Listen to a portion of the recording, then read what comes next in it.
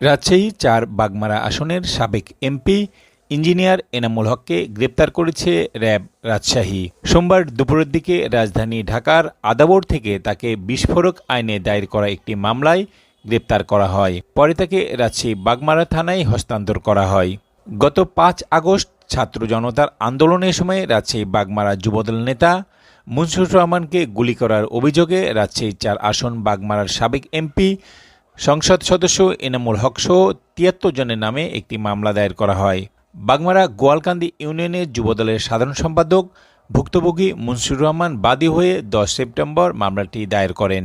মামলার এজাহার সূত্রে জানা যায়, গত ৫ আগস্ট বৈষম্যবিরোধী ছাত্র আন্দোলনের কর্মসূচিতে যোগ দিতে যুবদল নেতা মুনসুর রহমান মোটরসাইকেল নিয়ে উপজেলা সদর ভবানীগঞ্জ আসছিলেন।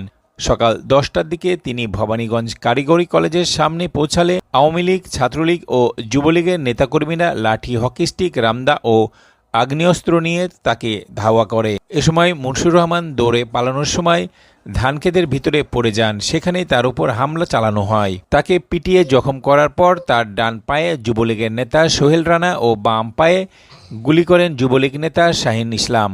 একটি গুলি মুনসুর রহমানের পায়ের এক পাশ দিয়ে ঢুকে অন্য পাশ দিয়ে বেরিয়ে যায়, আরেকটি গুলি পায়ে আটকে যায়।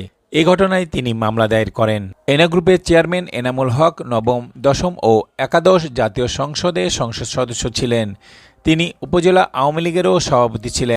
আমি বাগমারার রাজনীতি করি, আমি তো রাজশাহীর রাজনীতি করি না।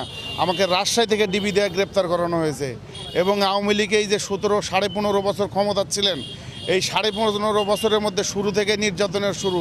২০০৯ সালের ২৯শে ডিসেম্বরে আওয়ামী লীগ ক্ষমতাতে আসার পরে প্রথম ইঞ্জিনিয়ার এনামুল হকের সাথে আমার বিরোধ বাধে এই নিউ মার্কেটের এই জমিকে কেন্দ্র করে। এই নিউ মার্কেট একটা বাজারের মধ্যে পুকুর, পরিবেশ এবং জলবায়ু আইনের মধ্যে একটা জলাধার ভরাট করার কিন্তু আইন নাই। উনি আইনের তোয়াক্কা না করে এই পুকুরওয়ালার সাথে ডেভেলপার কন্ট্রাক্টে জমি নেওয়ার পরে এই মার্কেটের এখান থেকে ওইদিকে এল পাঠানোর যত রুম ছিল, রাতের আধারে বিনা নোটিশে সকালবেলা ক্যাডার বাহিনী দিয়ে সমস্ত ঘর মালামাল লুট করে গুড়িয়ে দেওয়া হয়েছে। এখানে পুলিশ দাঁড়িয়ে থেকেছেন, কোনো ব্যবস্থা নেওয়া হয়নি। এবং তারও আগে আমি তখন যুবদলের সভাপতি, ওই পাশে মসজিদের পাশে যে জমি, ওই জমি আমাকে চাঁদাবাজির মামলা দিয়ে বাগমারা থানায় উঠিয়ে নিয়ে যায়, বন্ড সই করে নিয়ে হত্যার হুমকি দিয়ে জায়গা দখল করা হয়েছে।